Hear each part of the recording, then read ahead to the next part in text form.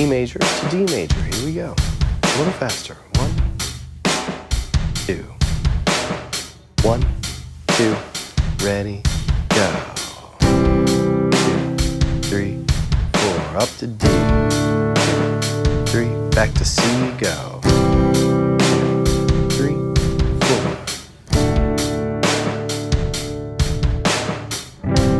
These chords are used a whole lot together.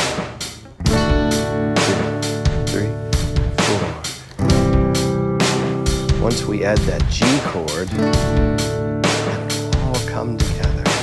2, 3, 4. 3, 4. 3, 4. Up to D. 2. Get ready for that C chord. As long as we hit it on 1, 2, 3. That's okay. I let them ring out when I can. After all, the goal is a whole note. A whole note is 4 beats. 1, 2, 3, 4. 1, 2, 3,